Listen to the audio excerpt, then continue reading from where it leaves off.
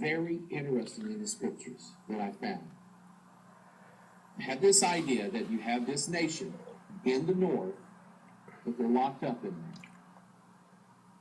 Something needs to be removed out of the way so they can come out and go over the earth like a flood. What's in the way? And if you go to the North Pole, why can't you see the ocean? Because you're standing on it. It's ice. Look at Job 38. Out of whose womb came the ice? The hoary frost of heaven? Who hath gendered it? The waters are hid as with a stone, and the face of the deep is frozen. Look at that.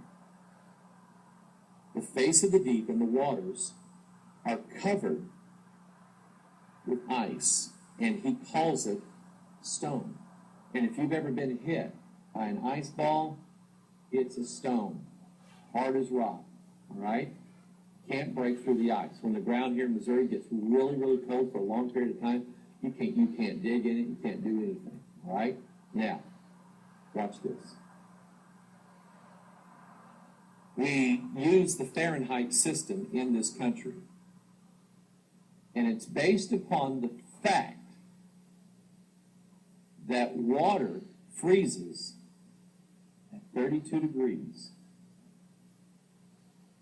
It thaws at 33 degrees. So the 33rd degree is what opens up the stone.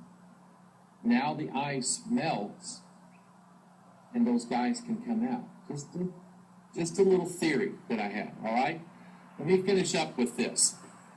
We have what I refer to as the rule of Arctos, the rule of the bear. You see here the United Nations logo. The United Nations, all the nations going to come together. They represent a new kingdom, a new world order power. When you look at this logo, you have 32 sections. That represents all the land masses in the nations. The only thing that's missing is Antarctica. Antarctica is referred to as international territory. No nation, of course, nobody lived down there, except for a few, military things or whatever. But it's uninhabitable by normal people because it's frozen. But you have this continent down there that really nobody, except for the whole international community, rules over. The United Nations is composed, when you see the symbol here, all the nations of the earth bound into these 32 sections. Remember the 32 kings with Sennacherib, the king of Syria. You have that idea of these 32 nations or these 32 groups, and they're ruled over by what's at the cap, the head.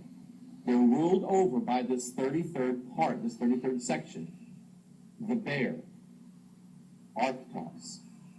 So, and again, this is information that we talked about in The Hidden Secret of the United Nations. So go back and watch that for more information on this. So far, we've dealt with the lion, the eagle's wings being plucked off, and we've dealt with the bear, and I believe this bear represents dominion.